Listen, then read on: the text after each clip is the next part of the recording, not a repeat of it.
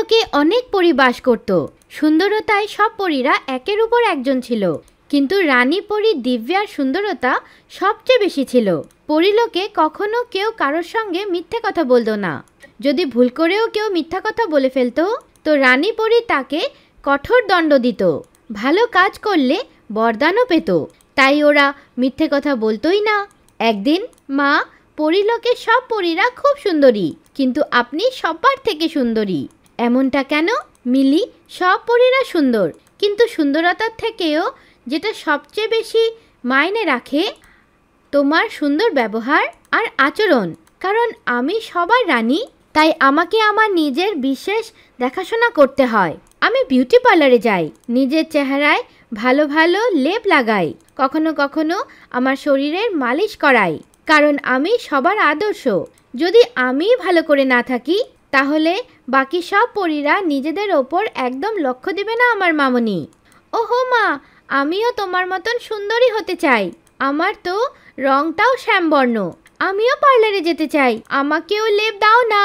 না না, বাচ্চারা পার্লারে যায় না, আর এই লেপগুলো বাচ্চারা লাগাতে পারে না। যখন তুমি 18 বছরের হয়ে যাবে তখন আমি নিজে তোমাকে এই লেপ লাগিয়ে দেব। এমনিতেও তুমি খুব সুন্দরী। এটা বলে রানী পরী নিজের 14 বছরের আদরের মেয়েকে আদর করল। পরের দিন দিব্যা পরী যখন সেজে গুজে রাজ দরবারে যেতে লাগলো তখন মিলি পরী ওর দিকে এক দৃষ্টে তাকিয়েছিল। বড় হয়ে আমিও আমার মায়ের মতনই দেখতে চাই, উনি কত সুন্দরী। সেদিনও গোটা দিন চুপচাপ বসে থাকলো। হঠাৎ করে দুপুরবেলা ওর মনে জানে কি আসলো। ও গিয়ে মায়ের রুমের সমস্ত জিনিসপত্র উল্টা পুল্টা করে লেপ বের করলো। ওর আয়নায় দেখে দেখে নিজের মুখ, হাত, পা সব জায়গায় লাগিয়ে ফেললো। ওর তাড়াতাড়ি কাজ করার এই প্রয়াসে লেপের কাচের পাত্রটা ধাম করে নিচে পড়ে গেল আর ভেঙে গেল। হায়, এখন আমি কি করব? মা তো জানতে পেরে যাবে কি আমি ওনার লেপটা লাগিয়েছিলাম, আর পাত্রটাও ভেঙে গেল। এখন আমি নিশ্চয়ই শাস্তি পাবো। মিলি পরী ভয় পেয়ে মুখ আর হাতের থেকে লেপ ধুয়ে ফেললো আর রুমে গিয়ে চাদর মুড়ি দিয়ে শুয়ে পড়ল। যখন রাত্রিবেলা দিব্যা পরী নিজের লেপের পাত্রটা ভাঙা দেখতে পেল তো রেগে টেগে লাল হয়ে গেল।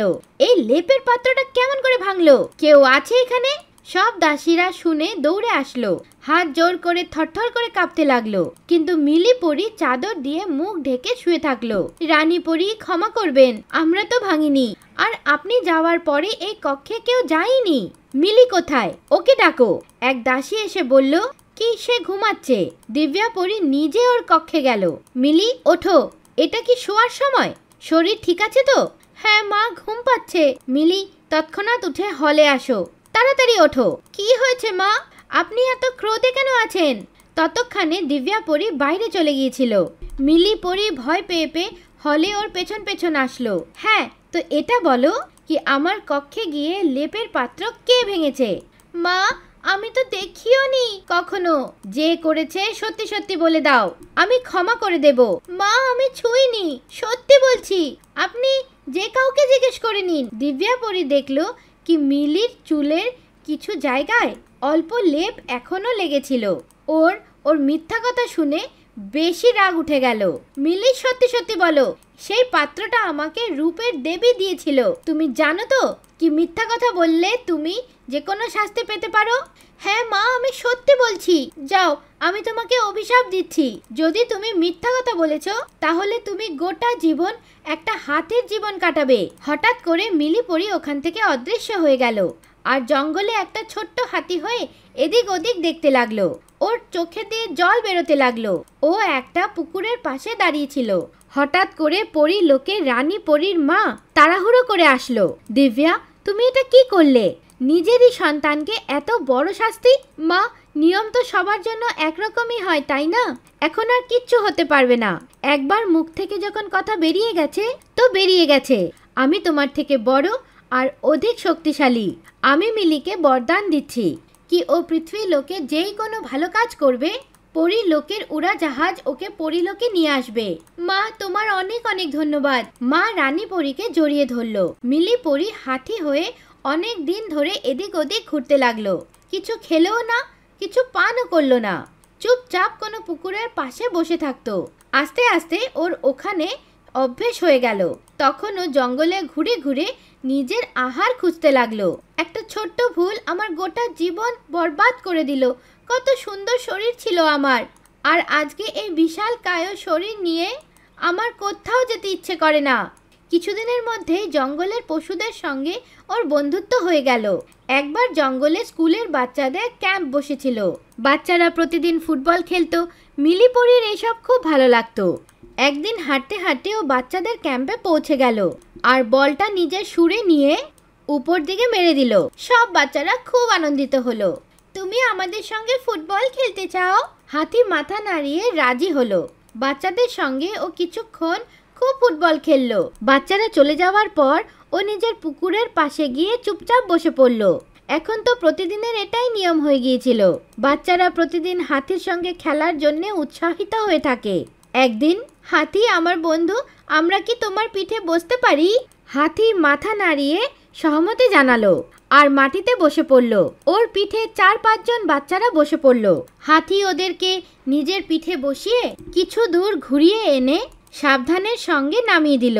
এখন থেকে প্রতিদিন ফুটবল খেলার পর বাচ্চারা হাতির পিঠে বসে ঘুরে আসতো। একদিন যখন ও পুকুরের পাড়ে বিশ্রাম করছিল, তখনই ও দেখল কি পুকুরে একজন মহিলা জল নিতে এসেছিল। ও নিজের বাচ্চাটাকে পুকুরের পাড়ে বসিয়ে জল নিতে চলে গেল। ততক্ষণে বাচ্চাটা ওর পেছন পেছন গিয়ে পুকুরে পড়ে গেল আর ডুবতে লাগলো। যদি আমি বাচ্চাটাকে না বাঁচাই তাহলে বাচ্চাটা ডুবে যাবে, আর যদি এই সব কিছুর মধ্যে ওর মা ভয় পেয়ে চিৎকার করে তো লোকেরা আমাকে মারতে যাবে। কিন্তু বাচ্চাটাকে বাঁচানো বেশি প্রয়োজনীয়, কোথাও দেরি যেন না হয়ে যায়। এটা ভেবে হাতি পুকুরের দিকে দৌড়ে গেল। হাতিকে দৌড়তে দেখে বাচ্চাটার মা ভয় পেয়ে বেহুশ হয়ে গেল। কিন্তু হাতি একদম ভয় পেল না। ও বাচ্চাটাকে নিজের সুর দিয়ে উঠিয়ে নিজের পিঠে বসিয়ে দিল আর আস্তে আস্তে জলের থেকে বাইরে এসে বাচ্চাটার মায়ের কাছে বসে পড়ল। আমি তোমাকে আমার বাচ্চাটার শত্রু বলে ভাবছিলাম, কিন্তু তুমি তো আমাদের মিত্র হয়ে গেলে। আমি তোমার জন্যে আমার ক্ষেতির থেকে আখ নিয়ে আসছি, কোথাও যেও না জানো। তখনই আকাশ থেকে একটা উড়াজাহাজ বেরোলো আর নীলিপরি, তোমার শাস্তি শেষ হয়ে গেল। আসো চলো উড়াজাহাজে বসো, পরিলোক যেতে হবে। আমি কোথাও যেতে চাই না। আমি সবসময় এটাই শুনেছিলাম কি পৃথিবীর লোকে খুব স্বার্থপর লোকেরা বাস করে, কিন্তু এতদিন ধরে আমি এখানে থাকার পর এটা জানতে পেরে গেছি কি মনুষ্য জাতীয় খুব ভালো আর প্রেমে ভরপুর। এখানে পশুদের সঙ্গে ওরা নিজের বন্ধুর মতন ব্যবহার করে। হঠাৎ করে সেই হাতি মিলিপরি হয়ে গেল। তখনই ওই বাচ্চাটার মা হাতে আখ নিয়ে দৌড়তে দৌড়তে আসলো। আরে, ওই হাতিটা কোথায় গেল? আমি ওকে কথা দিয়েছিলাম যে কি ওকে আখ খাওয়াবো। হ্যাঁ হ্যাঁ, আপনি এখানেই রেখে দিন, ও এক্ষুনি এসে নিয়ে যাবে। ওই মহিলা চলে গেল। তখনই মিলিপরি, তুমি ফিরে চলো, তোমার মা মানে রানী পরি তোমার জন্য অপেক্ষা করছেন। আমি যাব, কিন্তু একটা শর্তে, কি আমি সবসময় পৃথিবীলোকে আসবো, আমাকে কেউ আটকাবে না। ঠিক আছে, আসো, উড়াজাহাজে বসো। পরি দুইজন বসার সঙ্গে সঙ্গে উড়াজাহাজ আকাশে উড়ে গেল। এখন মাঝে মাঝে মিলি পরি বাচ্চাদের সঙ্গে খেলার জন্য নিজের রূপ বদলে পৃথিবীলোকে এসে পড়তো।